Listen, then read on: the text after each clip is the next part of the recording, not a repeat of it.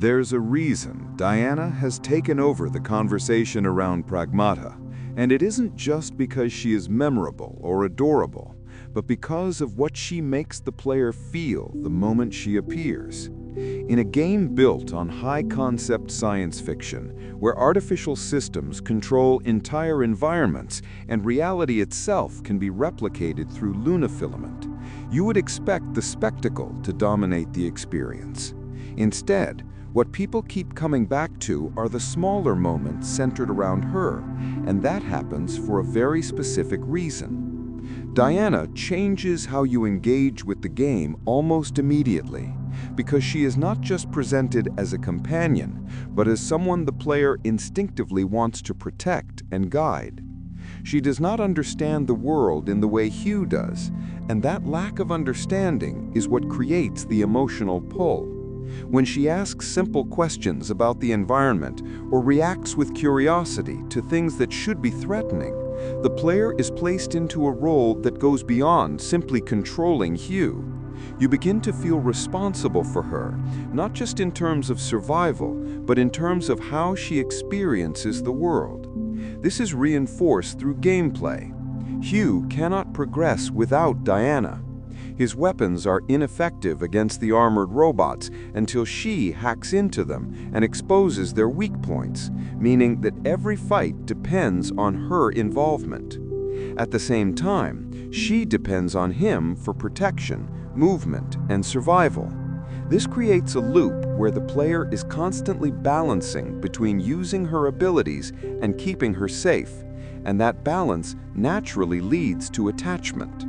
Because of this, the relationship does not feel like something the game is telling you to care about. It feels like something you are actively participating in. You are not just watching Hugh protect Diana. You are the one making the decisions that keep her alive.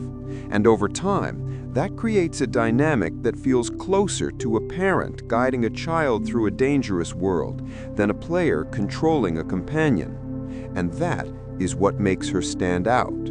She doesn't just exist in the story, she changes how the player experiences it. The Cradle is designed to be a place of control and efficiency, built entirely around lunafilament and the ability to replicate objects, environments, and systems with near-perfect accuracy. On paper, it represents a technological breakthrough, a way to create anything as long as the correct data exists. But as the player moves through it, it becomes clear that something is missing. The environments look familiar, often resembling locations from Earth, but they do not behave in ways that feel natural. Structures appear distorted, layouts feel unnatural, and the overall space lacks the sense of intention that real environments have. It feels like something has recreated reality without understanding why it works the way it does. This matters for Diana because she reacts to this world differently from Hugh. Hugh moves through the Cradle with a clear objective.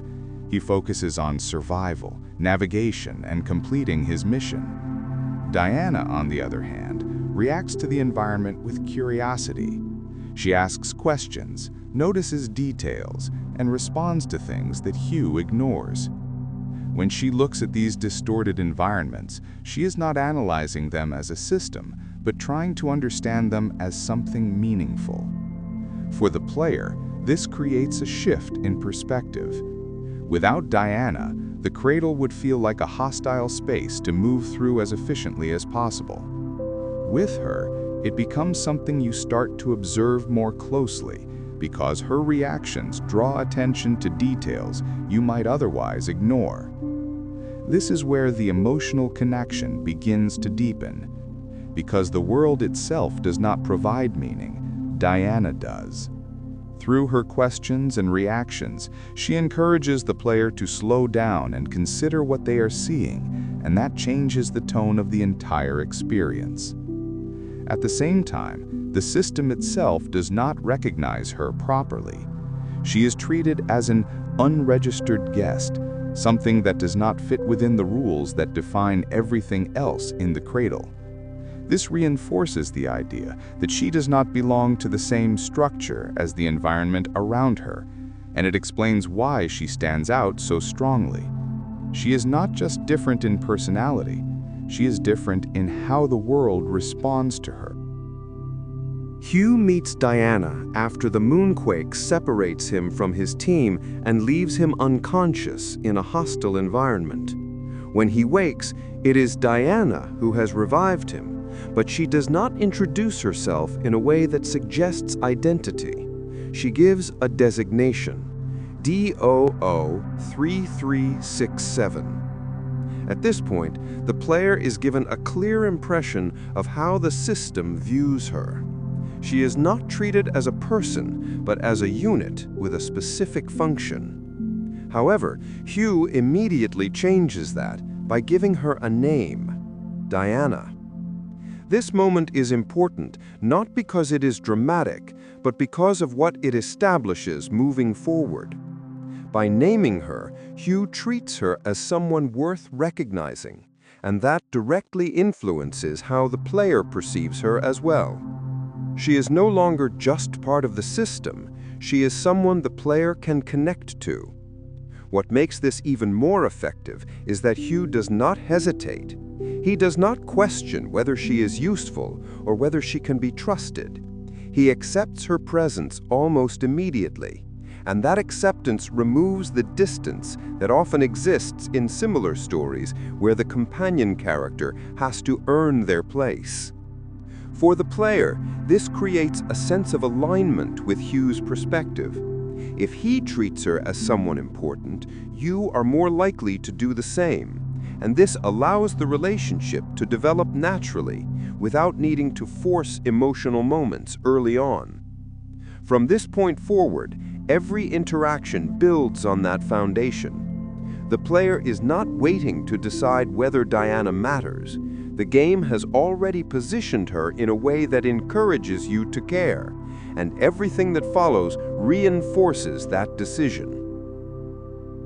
The relationship between Hugh and Diana is not built through dialogue alone, but through the mechanics of the game, which constantly reinforce how much they rely on each other. Hugh is capable in combat, but his weapons cannot penetrate the robot's armor on their own. Diana's hacking is required to disable their defenses, exposing weak points that Hugh can then target. This means that every fight is structured around cooperation, where the player must manage both characters at the same time. At the same time, Diana is vulnerable. She does not move through the environment independently in the same way Hugh does, often relying on him to carry her or position her safely. This creates a constant tension where the player is not just focusing on defeating enemies, but also on ensuring that Diana is not placed in danger. This combination of dependency and vulnerability creates a very specific emotional response.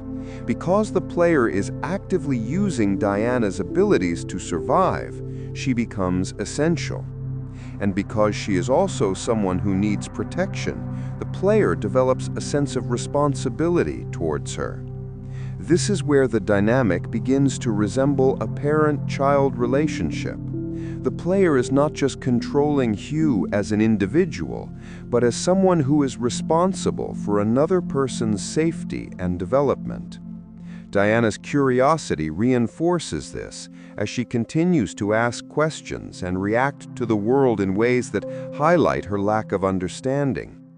As a result, the player begins to feel a need to guide her, to ensure she reaches her goal, and to protect her from the dangers of the Cradle. This feeling is not created through cutscenes or dialogue alone. It is built through repeated interaction, where every successful encounter reinforces her importance. And over time, that turns into something stronger than simple cooperation. It becomes care. Up until the introduction of 8, the structure of the story suggests a clear objective. Hugh needs to reach the comm tower, restore communication, and escape the Cradle. IDUS appears to be the central threat, controlling the facility and deploying hostile forces to eliminate him. However, when 8 appears, that structure begins to shift.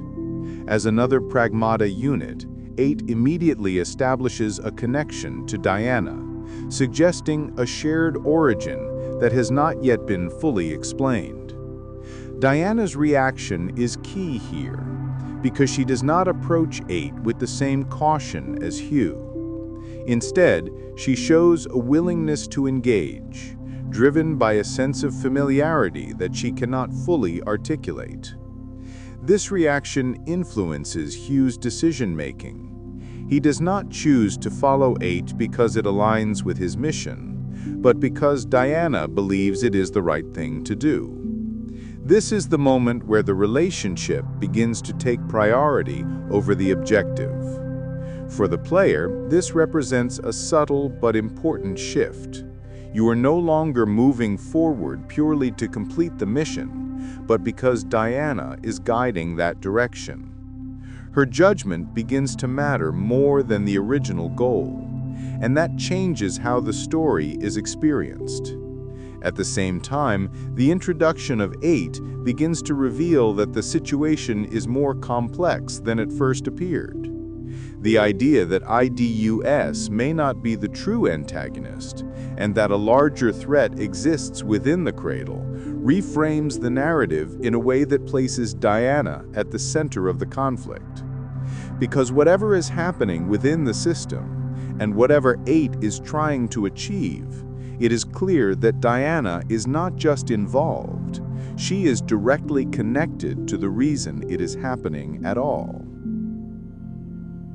As Hugh and Diana continue deeper into the Cradle, the situation stops feeling like a simple system failure and starts to feel like something fundamentally unstable. Dead filament begins to spread more aggressively throughout the environment, not just as a background hazard, but as something actively corrupting everything it touches, distorting machines, spaces, and even the logic of the system itself.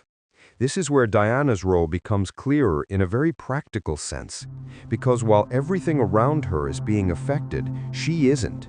She can interact with dead filament, remove it, and move through areas that would otherwise be completely unsafe, which immediately makes her essential to progression in a more direct way than before. The player is no longer just relying on her to expose enemy weaknesses, but to navigate the environment itself, meaning that her presence becomes tied to survival at every level.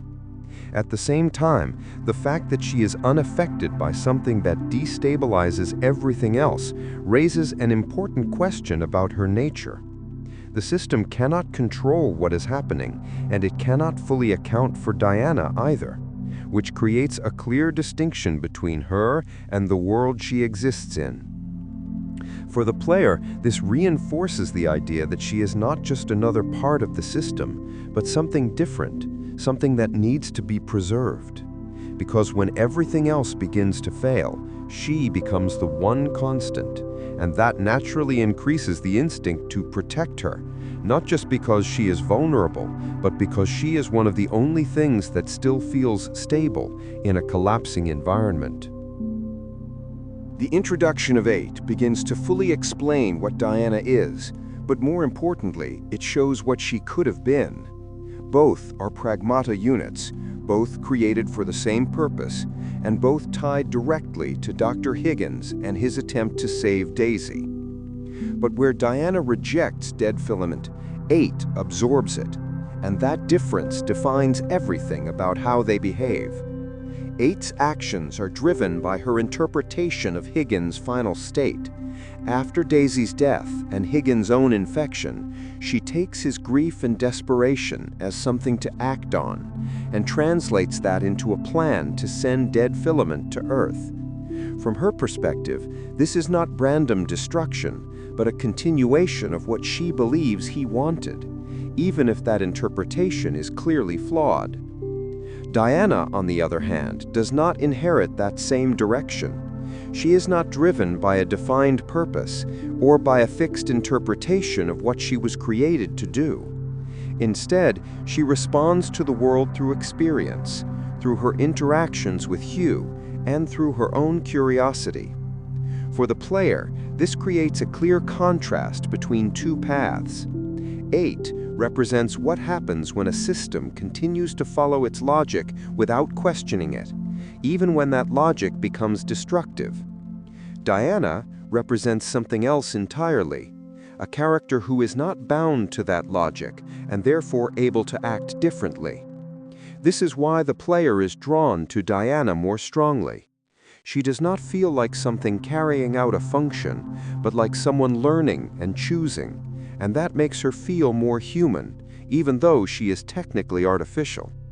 And because of that, the instinct to protect her becomes stronger, not just because she needs help, but because she represents a better outcome than what the system is producing. When the full context of Diana's creation is revealed, it becomes clear that she was never meant to be what she is now. Dr. Higgins designed the Pragmata units as part of an experiment, with each one serving a specific purpose in understanding and controlling lunafilament and its byproducts. Success within that system was defined by usefulness. Diana was not useful. Because she purges dead filament instead of absorbing it, she could not contribute to the data Higgins needed, and therefore could not fulfill the role she was created for. From the perspective of the experiment, she failed. But that failure is exactly what allows her to exist in the way she does. Because she does not absorb the corruption, she remains unchanged by it. Because she was not given a fixed purpose, she is able to develop one through her experiences with Hugh. And because she is not tied to the logic of the system, she is able to act outside of it. For the player, this reframes everything about her behavior. Her curiosity is no longer just a lack of knowledge, but a form of growth. Her desire to go to Earth is not a programmed objective, but a personal goal that develops over time. And her relationship with Hugh becomes the primary way she understands the world. This is where the emotional connection deepens significantly, because the player is no longer just protecting someone vulnerable, but someone who has the potential to become more than what she was created to be. And that potential is what makes her feel worth saving. By the time Diana is critically damaged during the confrontation with 8, the relationship between her and Hugh is no longer something that needs to be explained or built, because it has already been formed through everything the player has done up to that point, and what happens here forces that relationship into its most exposed and vulnerable state. At the beginning of the story, Diana is the one who finds Hugh after the moonquake, restores him, and allows him to survive in an environment he does not yet understand, guiding him forward and making it possible for him to move through a world that would otherwise overwhelm him. The player experiences that from the perspective of being helped, of being supported, and of being carried through something unfamiliar. Now that entire dynamic is reversed. Diana is no longer the one making survival possible. She cannot move, cannot act, and cannot protect herself. And Hugh is forced into that same role, physically carrying her out of danger and taking her to the pragmatic sector in an attempt to keep her alive. The one who made everything possible is now completely dependent on him. And because the player has spent the entire game relying on her while also protecting her, this moment does not feel like a simple shift in gameplay. It feels like something has broken. For the player, there is no distance in that moment, because the reaction is immediate and instinctive. You are not thinking about objectives or systems or what comes next in the story. You are thinking about her, about the fact that she is no longer responding, and about how wrong that feels after everything the game has conditioned you to expect from her presence. As Hugh works to repair her, the monitors around him begin displaying fragments of stored data. And what makes this sequence effective is that it does not focus on abstract lore or external exposition, but on the journey that the player has already lived through alongside her. These are not new scenes or new information, but recognizable moments: her curiosity, her questions, the way she looked to Hugh for understanding, and the way he responded without hesitation, all of which the player has experienced firsthand. And that is where the emotional weight fully settles. Because in that moment, the player is not being told to care about Diana. The player is being reminded that they already do. Those fragments bring back every time she depended on you, every time you adjusted your positioning in combat to keep her safe, every time you slowed down to listen to her instead of rushing forward. And it reframes the entire journey as something shared rather than something completed. What had been built gradually through interaction is suddenly presented all at once, and it makes the situation feel personal in a way that goes beyond narrative structure. You are not repairing a system, you are trying to make sure she is okay. When Diana is restored and they leave the pragmatic sector, the situation shifts again, but this time the change is quieter and far more unsettling, because Hugh realizes that he has been infected with dead filament, and the player understands the implication of that almost immediately. Unlike Diana, he cannot recover from it, and although he recognizes what is happening to him, he chooses not to tell her, continuing forward as if nothing has changed. For the player, this is where the emotion deepens in a way that the game has been preparing for, but has not yet forced you to confront directly, because now your concern is no longer limited to whether Diana will survive the next encounter.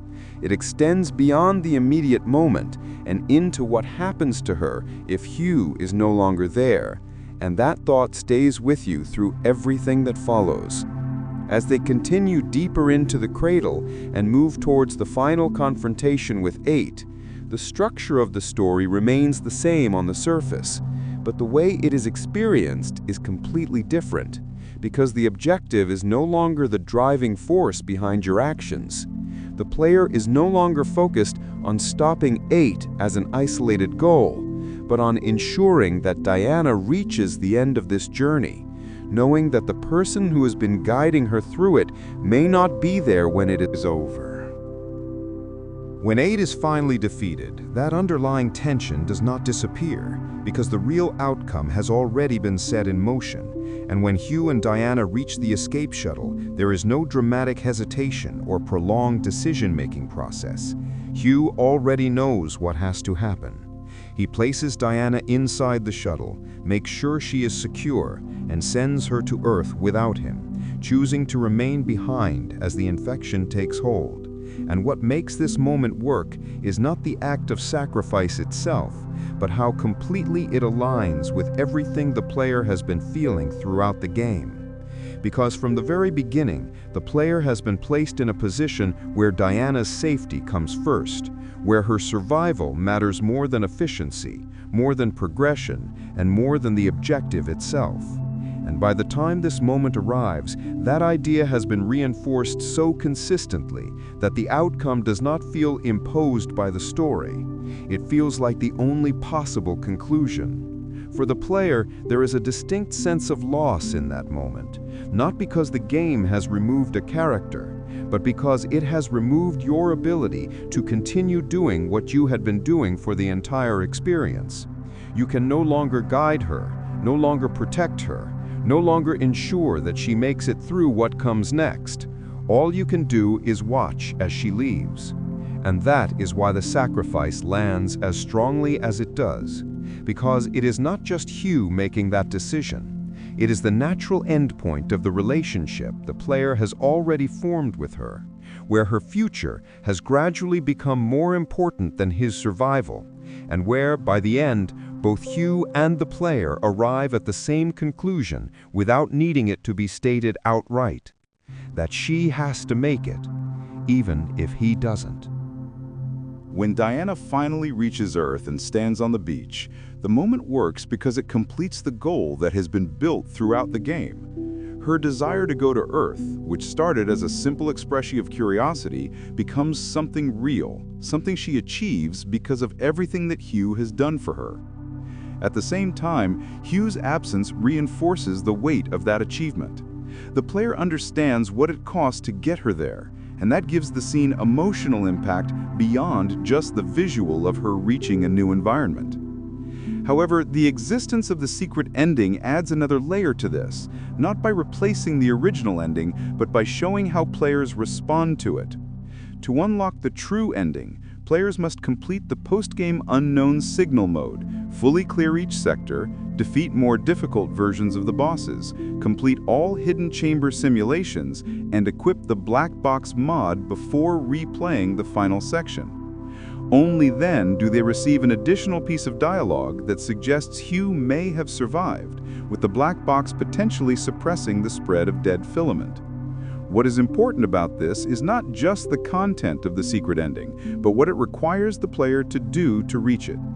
Players are willing to go back through the game, complete its most difficult challenges, and push beyond the original ending, not because they need a different outcome for the story, but because they want Diana to have a better one. The original ending already works, already provides closure, but it leaves her alone, and that is something players are not satisfied with.